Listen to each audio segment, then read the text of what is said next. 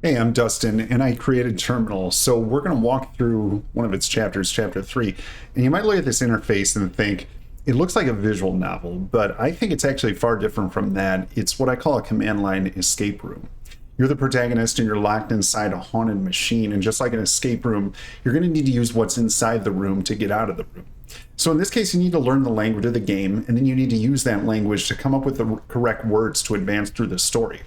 Now, we're inside of Terminal's third chapter, and the chapter is called Fate. So you're already starting to get familiar with your antagonist, the Terminal itself, talking to you. And I'm going to show you some of the gameplay of Chapter 3, because it's when the game complexity really starts to turn up, but before the game really starts to test you in those later chapters. And it's also before the story really starts to fully unfold, even upon itself. So you're going to get a feel for the gameplay that spans every chapter of Terminal, and you're also going to get a feel for my particular storytelling.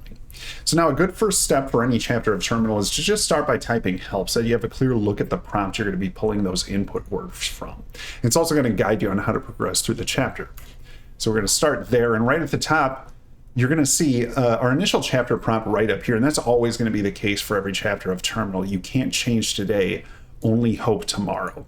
Now, this comes from a horoscope that our protagonist Tera found among her files at the start of this chapter 3. And every input's going to be based on that initial chapter prompt, and it's always going to be found in the help menu of each chapter right at the top. So every input you make is going to start with a verb, and those verbs are going to be highlighted in bold for every chapter in that help menu. Chapter 3's verbs are can't, change, and hope. So this is all Tera has at her disposal, is this initial prompt. Now she knows that the right commands she's hidden across the machine are going to be found somewhere in that prompt. So how's this prompt going to spark her memory to enter those correct inputs? Well, it's going to start with a verb, either can't, change, or hope. And every valid input except the word help itself in Terminal is going to be either 2 or 3 words. Now this second word, as you can see, verb, second word, optional, third word. The second word can be another verb or it can be a noun, like the word tomorrow, for instance. So sometimes the right input is going to have 2 words, sometimes it's going to have 3 words. And in this demo, we're going to try both 2 and 3 word inputs just to see what we find. And every output we get from the terminal is going to serve 2 distinct purposes. So first, it's going to tell the story itself, the terminal story. But second, it's also going to gently guide us toward the correct input, that correct set of 2 or 3 word combinations from this initial prompt, you can't change today, only hope tomorrow, that are going to get us out of this first puzzle. So we're going to return back to the main screen here.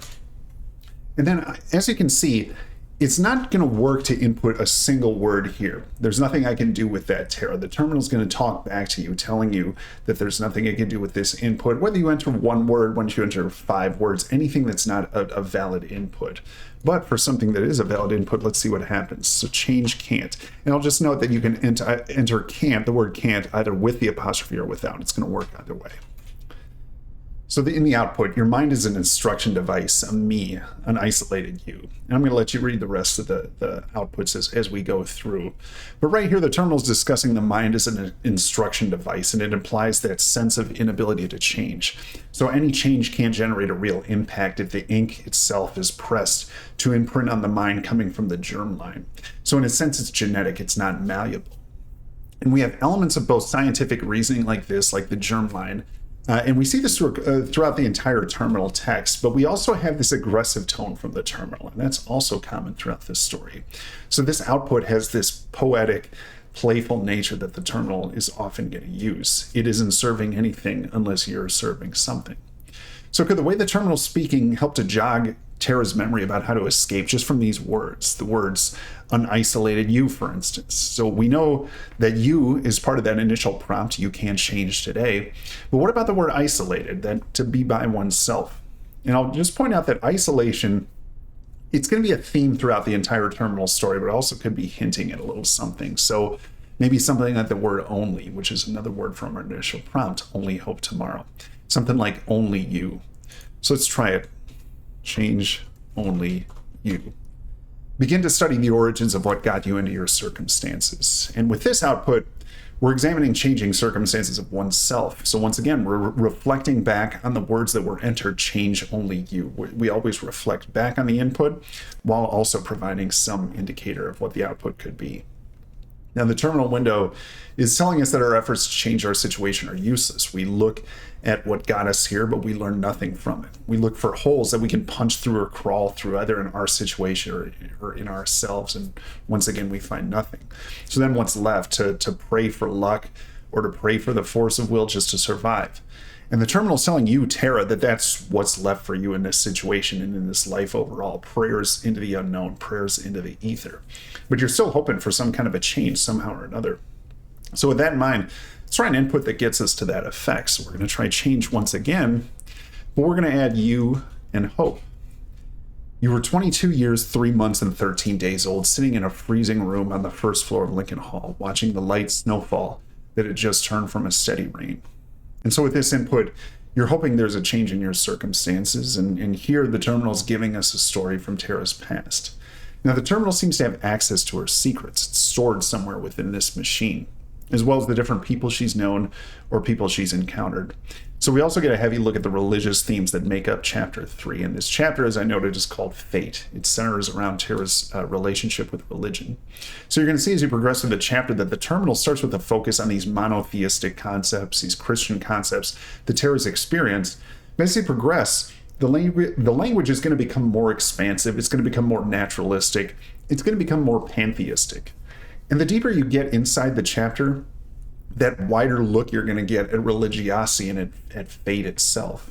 But let's look at these numbers. So the terminal's telling us that the story comes from Tera at 22 years old, right here. She's 30 now, and it says 3 months and 13 days old. So we know that Tera was born in January. We learned this in chapter 1, January 11th, 1992. So 3 months in, we're looking at somewhere maybe in the early spring, heading toward May. And I'll just note that oftentimes, having lived in Illinois much of my life, it's still cold oftentimes in May. So it's quite possible, despite being spring, that there's snowfall coming down. So she's in a lecture hall, we can see. It's not listening to a class lecture in this case, but it's listening to a student-run presentation. And she finds herself asking questions about God and how we reconcile God in otherwise awful times. What's that theodicy that of people that die in war? Why didn't God protect them? And from our perspective, God seems to intervene in every meaningless event instead of caring about war based on this story we're reading. Some people around Tera are praying for things like good weather at the football spring game. Her parents are worried about their mortgage deductions around the tax deadline. So why did God intervene in both of these trivial matters, but turn his face away from the war, from the dead soldiers? We're all out there hoping for better circumstances. Sometimes we pray about them. But Tera wanted to know that day, why did God care so much that he would prioritize everything the way that he did?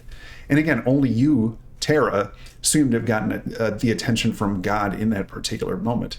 But then where does that leave everyone else? Where does that leave you, Tera? Where does that leave you yourself? And where is God at this particular moment in Tera's story? So we have some ideas here on how to move forward with our text. We have words like hope. We have words like only. We have words like you. But let's take a look at those numbers. So numbers have endless significance in terminal, and they often hide these messages, particularly if they're numbers that stand out when they really don't need to. And we don't need to know Tera's age to the year, the month, and the day when she spoke up in that lecture hall. We have 22 years, 3 months, 13 days. So what if there's something more to those particular numbers? I want you to hang on to that thought. Well, let's try hope only you, like we were just describing. September 11th, 2000 was the hottest day of the year in Champaign County, and at 2 o'clock, the hottest hour of that day, you walked into a church near the park where you and a few other kids that were absent that day or had never been to school at all were playing.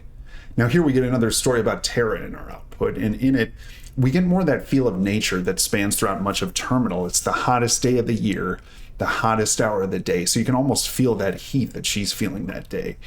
And we also get a lot of that religious imagery. We get a sense of mystery. We get some horror as well. Tera told her dad that she saw the pastor at the church when she went inside, but really nothing about this person suggests that he's the pastor. So why was he in there? Who was this child that you could see look back out at you through that crack in the door? And you only said one thing to this figure. You said, I hope you can help him. Now the words you and only once again keep coming up in these outputs, not only in response to your input, hope only you, but maybe they hint at that next input. And you're hoping that this person can help, this figure can help, this pastor. But there's really something not quite right about this encounter. And like so many things we experience in our childhood, we forget what we're doing in the moment, but something inside of us really holds on to that uncertainty, that feeling of ease that comes through us. And it comes out later, maybe in ways we might not expect. So Tera's counselor, whose sessions come up all the time throughout the text of Terminal, is the first person she tells about the incident since it happened much later. Why does Tera remember it so clearly years later, enough to tell her counselor, but at the same time, why does the Terminal remind her of it here? Now, there are themes here that come up again and again in Terminal, themes of hope, isolation, and the self. Once again, there are numbers in this output, but let's think back to those numbers from the last output that we saw and might help us to piece things together here. So we have 22, 3, and 13. We have 3 numbers. And I want you to notice the paragraph structure of the output itself here.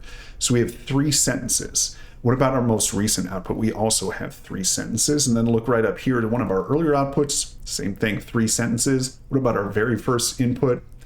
3 sentences from the output. So I noted once again, Terminal's an escape room. So listen to that story that it's telling you. But at the same time, listen to the components of that story, the various words, the sentence structure, the sentences themselves, as though they have their own life, because they really do in this game, in this narrative. And 3 sentences make up these outputs. So you might expect something like 3 words that make up that correct input to get you to the next stage of the chapter. There are hints in various ways throughout Terminal, in the language, in the words, in the sentence structure themselves. So we have the second number of 3 here. Is there a word from our initial prompt with 3 letters? Well, of course there is. There's you. We've used it 3 times already. We've had it on our minds a lot already in this chapter. The outputs are guiding us to something like that.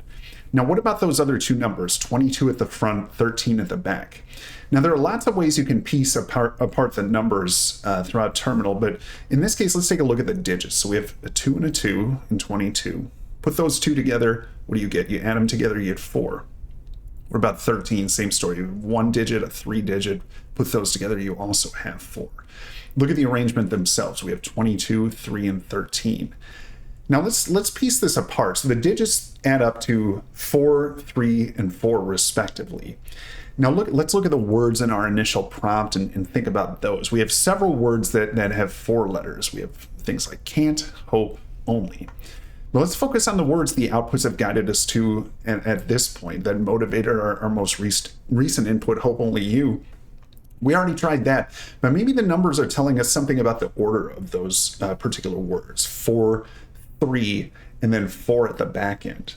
So I'll say in Terminal, it's not often going to be as transparent as something like 4s and 3s that guide us to the correct outputs, or correct inputs rather. But very often you're going to need to look at ways to apply the different numbers. And so I'll point to our most recent output here. We have a lot of numbers at our disposal. So we have September, which is a 9 in terms of the month and the year. We have 11. We have 2000. And then we have a 2 o'clock here at the end. Now, there are tons of different things we can pull apart from that, but we need to consider within the context of this particular story if there might be information we can pull from those numbers in the same way we might pull the addition of different digits. Now, we have trailing numbers in a lot of these. We have a 1 in 11. We have a 0 in 2000. We also have a 0 trailing in this 2 o'clock here. Do you think there's any sense you can make out of those digits just in the context of the initial input we've used, hope, only you? Is there anything else we can pull out of those numbers outside of just the story about summer weather, for instance? Now, I'm going to leave that for you to consider in your individual Terminal playthrough, but let's test the order of the 3 words, hope, and then we'll start with you, and then we'll close with only, that 4-3-4 combination, and see what we get. This is a story about you. And as you can see, we're on to that second stage. We have 2 arrows in front of the output right here. That's an indicator of where you're at in a particular chapter. If there's 1 arrow, stage 1, 2 arrows, stage 2, 3 arrows, stage 3, and so on. So as you go through every chapter of Terminal, I really want you to key in on that very first sentence of this output. This is a story about you. At a certain point, you're going to find in Terminal, the story itself is really going to coalesce around this entire concept. This is a story about you. Now, at the same time, the terminal's telling us, you tell me where it ends. And by that, maybe Tera has more control over everything than she might realize. And the terminal adds, there can't be only one. There can't only be one you, can there? So first we want to reflect on the story component of this. And terminal is the terminal itself acts as sort of a counterbalance to Tera as a protagonist, in that everything Tera enters, the terminal then shines back on her. It mirrors that input she enters. But at the same time, is Tera the only one in her machine? Is she the only one in her existence itself? Now, going back to the game mechanics, we have a lot of words from our prompt in this output. We have 3, can't, only, and you. Now, these might be significant, they might not be, but what kinds of hints can they provide us to guide us to that correct input? Well, we might as well check those 3 words themselves, can't, only, you, and see where it leads us. So it could be a key to unlock the next stage of the chapter. At the very least, it's going to be an indicator of where we might need to look. But first, I'm going to enter something different, and I'm just going to show you more of how the game mechanics work. So let's enter hope you today and just see what happens. There's a concrete dry well across the street from the Hexagon Apartments off Cunningham, and a mother and her son lived at its bottom, or so the kids around town believed.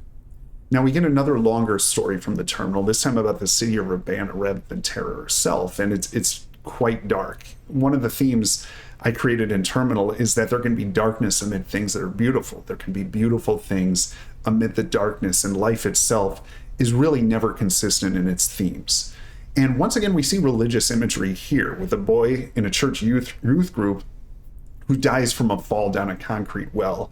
And obviously that's tragic just on its own. But what do we also see here? We have an urban legend of a mother and son down there at the bottom of the well that really set off this entire tragedy. And when the tragedy forces that urban legend to be explored even further, there's some evidence that it might actually have been true. The observer here is so disturbed by that evidence that he wants to make sure no one has access to witness it. And that's another theme you're going to see throughout Terminal. Sometimes things are so dreadful, or could potentially be so dreadful, that we just want to seal them off from the world rather than try to understand them any further. But at the same time, does that pose an even bigger cost, maybe hiding those things away?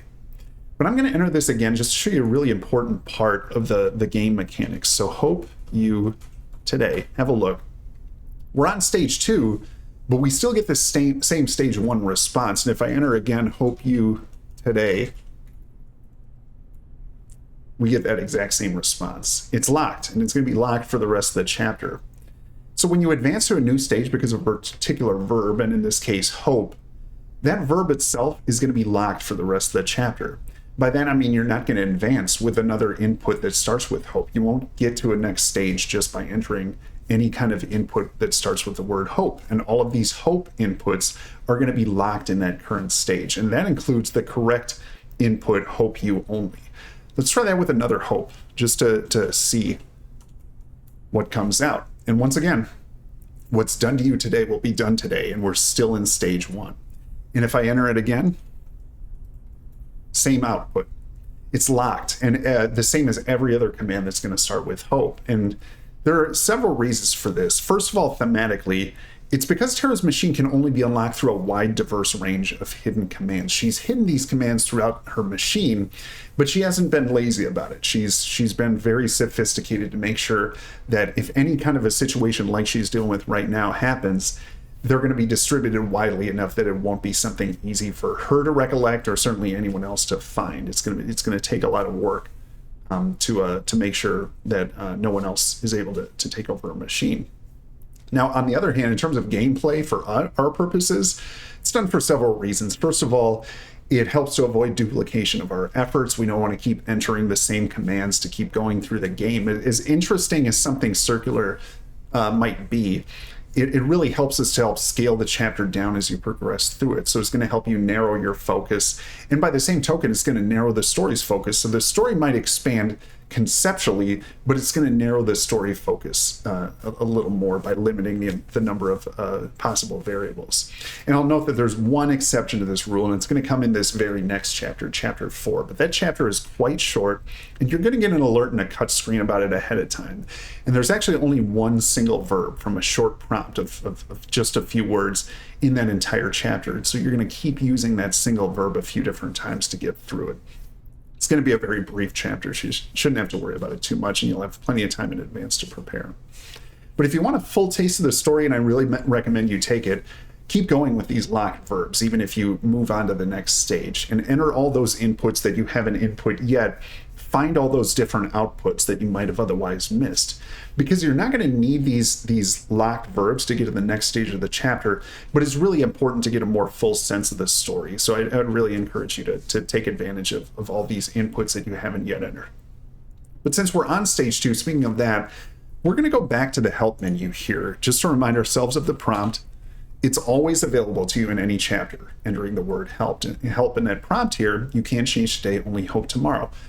Note, hope itself is locked, so we have 2 left that we can leverage to move forward into the next stage. We have can't and we have change. Both of those are in bold, so we know that we're going to start with those. But let's move back to the main screen, and we're going to try one of those 2. So let's just start with the first out of those 2, can't. So let's try can't, and then we're going to try only, and we're going to try you, which are pretty common themes we've seen to this point. Let's see what comes out. There will be people in this community that will accuse you of dying from the loss of your faith. Now, here's the only other real fundamental rule that you need to remember for chapters of multiple stages like this chapter 3. If you enter an input that you haven't entered yet in the chapter, the terminal's always going to allow you to catch up. So that means it's going to start with the stage 1 output. So you're going to see 1 arrow in front of that first output you enter if this is a brand new input. And if you enter it again, you're going to see the stage 2 output, and so on until you reach the current stage. Now, this was an intentional design choice on my part. I wanted to give you as much access to the story as I possibly could without sort of cutting off the story at a given point as you progress through it, except at an individual chapter. Once you enter a chapter, obviously you can't go back to previous chapters. And like any story, Terminal's later chapters and later stages are going to build on those earlier stages. And I suspect that you're going to test a lot of inputs to find the correct ones, but you're probably not going to test them all. But you're still going to have access to them as a reader, because I want this to be as full a story as possible. And it really becomes particularly important when you're in those later sections of the game, things like stage 3, stage 4, and stage 5 of a chapter.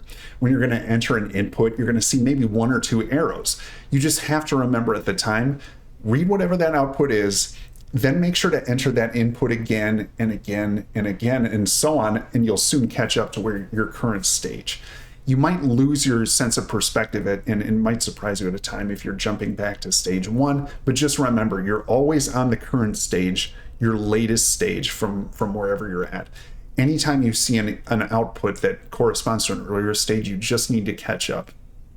The gameplay is obviously going to be more complex that way, but I really did it to immerse you more into the story. And remember that can't, only you were the 3 words we saw in the output that moved us to stage 2 in the first place. But let's enter can't, only you again, and just see if we advance to stage 3. You tell yourself and you tell me that the rest of us are the ones that are out of place. Now you can see we have 2 arrows, so we're still on stage 2. The terminal here, though, is taking, once again, that aggressive tone with Tera. So according to the terminal, Tera thinks that everyone else is out of place. Everyone else is making all the mistakes and making those mistakes for Tera. Now, Tera escapes the blame, in this case, at least in theory, and she lives in this kind of state outside the world, this enlightened kind of state. But is that true? Is that actually keeping her clean, staying out of the mud and dirt of culture and difficult relationships, or is she actually the guilty one for doing so? And as we progress through the various stages of this chapter, you're going to see here the migration from those more Western religious concepts, moving toward more naturalist, toward Eastern religious concepts, things that extend beyond God, toward concepts like the Enlightenment. And we might still, I'll note, see the Christian God pop up in this stage, but it's really going to be less of a centerpiece as we move through the chapter. Now, I don't see much of an emphasis on change here, except the possibility of a lack of change from Tera. So with that in mind, I'd say we could enter something like can't change. But you can see here that the output is 3 sentences. And as I noted earlier, that's going to hint at us that the correct input might be 3 words. So let's experiment with an input that starts with those 2 words, can't change, but then adds that optional 3rd word and see what happens. So we've seen you as a pretty consistent theme throughout these outputs so far. Tera is a pretty consistent theme of these outputs. So why don't we try something exactly like that? We'll just close it off with you. Given our reasonable billiard board assumption that your mindset's a product of collective extrapersonal effects up to and including, most importantly, even your womb environment, you've already lost all ability to find God, and you never actually had the ability to begin with. So we once again have our stage 1 output. We have those references to religion and science and the self all combined into one consistent theme. But let's enter this input again, and we'll just see if we can catch up to the current stage and see if those themes are going to hold if we enter it a second time. Nothing that's happened to you has done anything but make you look even more like yourself. And this is a terminal, I would say, being especially poetic. If we look at that first sentence, nothing that's happened in Tera's life has done anything but make her look more like herself. There's no evidence of any change. And here we once again get that more expansive outlook. So the terminal could spot Tera among the rocks of Ganymede. That's how changeless she appears in the entire universe from the terminal's perspective. But at the same time, there's also that sense of doubt. So nothing's changed for Tera.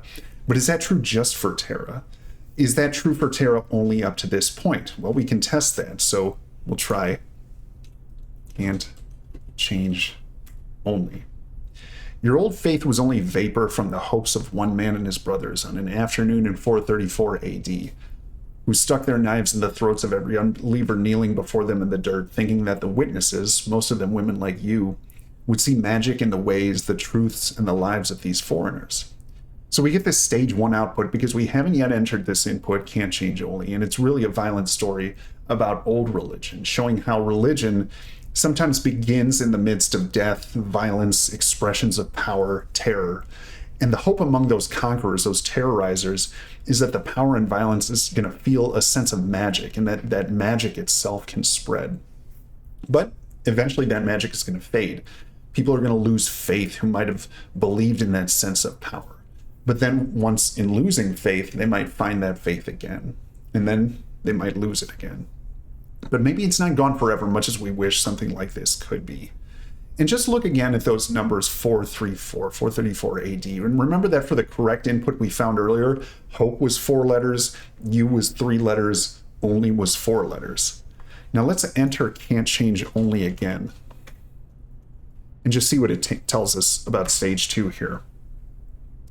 You said once that you hated to make decisions because each time you decide anything, you strip away a million or more possibilities in which your life can end.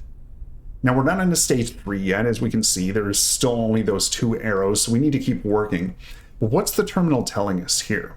Now, this is another look directly into Tera's life, and look at how it expands a single event into a seemingly infinite amount of possibilities. Conversely, whenever you act on an idea, you strip away that infinity, and your life becomes narrower and narrower as the number of possibilities collapse, such that by the end of your life, you have one single possibility, the end of life itself, assuming there even has to be an end. Now with that, we have to ask Tera, how many possible states can Tera observe? How close is that end for her? What does her decision tree look like? Now we see technological concepts like the decision tree here merging with much more ethereal concepts, things like the infinite. And that's really a common motif throughout Terminal, combining technological with the ethereal.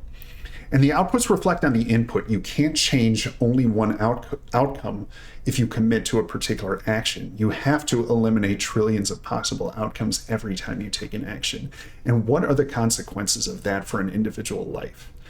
So what can this output tell us then about where we should go next from a gameplay perspective? So we think about some of the other outputs, like the last one with its emphasis on the future and how we're trapped right where we are.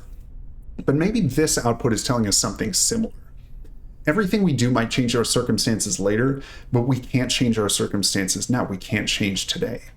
So with that, we'll try exactly that. Can't change today, but you can change today. So we get our stage 1 output. The terminal's telling us right away that maybe we can change today in particular settings, not knowing whether those changes are necessarily right or necessarily wrong. And again, we're getting this familiar Christian religious imagery. So Tera's listening to a sermon of her first communion. They told her the doors of salvation were open to her if she wanted them to be, but then she had the choice to close those doors, to turn away from the expectations her community had put upon her, turning her future in a completely different direction. Now, what does that say about where she's gotten herself now? She changed her fate. So let's enter that input again and just see what we find. That may be true, but tomorrow may be different. And so, as you can see, we have 3 arrows. We're on to stage 3.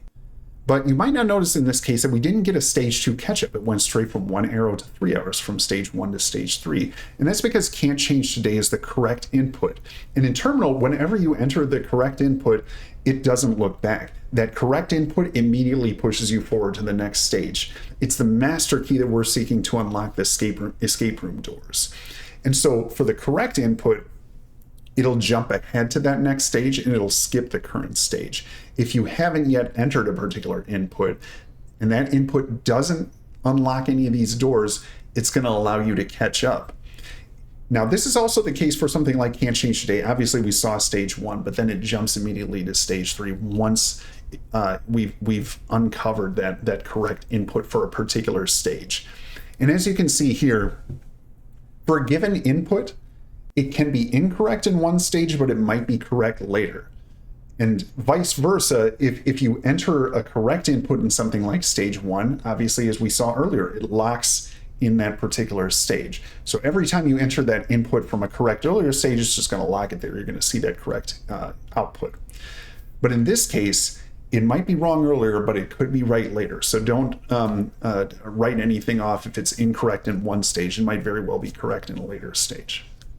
So it's the same reason that something like Hope You Only doesn't have that stage 1 input, because it immediately is just going to jump you into stage 2 and lock itself there. As you saw when we entered Hope You Only, there was only that stage 2 output, those 2 arrows. Now the terminal here in this case reminds us that it might be true. We might not be able to change today, but maybe we can change tomorrow. And again, we're seeing the terminal using poetic imagery. We found religion among the cosmos 1,000 centuries ago, 100,000 years ago. We made it our family. And it'll seemingly always be that way, 1,000 centuries from now, or even longer. And I really want you to keep an eye out for this motif of 1,000 centuries, 100,000 years. 100,000 years is one of the most important concepts of terminal, and it'll keep coming back in an increasing way throughout the course of the narrative. So we're once again faced with this image of change, this image of the future. So we need to ask ourselves, what changes, what stays the same? Now, this is where I'm going to leave you in this walkthrough, and change is where you're going to go from here in the rest of chapter 3. We've eliminated hope, we've eliminated can't, and change is the one variable that's left for us to access from that initial prompt.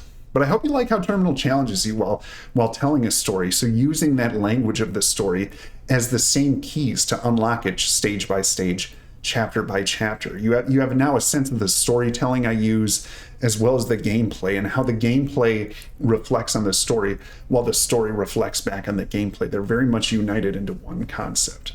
And I think Terminal is unique in terms of how it's constructed in that way. The gameplay effectively is the storytelling, and it's really not strictly linear like you might expect from a text-based game. Once again, I call it a command line escape room, and with this walkthrough, the various help menus you'll see in every chapter, piecing through these different outputs that you receive, I think you should be able to get through all of its puzzles. But I've also provided some helpful items on the project website, and I'll list that here, www.terminal-fiction.com. So I'll also say, if you ever get too stuck, so stuck that you're thinking of quitting, potentially, there's an emergency exit, but I really want to encourage you never to use that. In any chapter, if you absolutely have to, you can type full text, and it'll load the entire chapter in order. Now, the story, I think, stands on its own, so you can simply read through the chapter and move on to the next. And if that's how you prefer to go through the game, that's fine. If you just want to read it like a story, because I think it is its own standalone story. But I would really encourage you to keep pushing through to try and unlock it. Like any escape room, you're going to get the most fun unlocking each stage and each chapter, and I think it's going to give you a really unique story. Terminal has moments of horror, science fiction, magical realism, and poetry all together into one. And I've called it a prairie futurist story, and I think it's the only one you've ever read. It's going to combine Midwestern American pastoralism with a real unsettling science fiction look at the next 50 years of our lives. And the entire Terminal story is going to be out soon. But in the meantime, in just a moment, I'm going to show you a QR code on the next screen where you can wish list it on Steam. So thanks for checking out Terminal with me, and I hope you enjoy the game.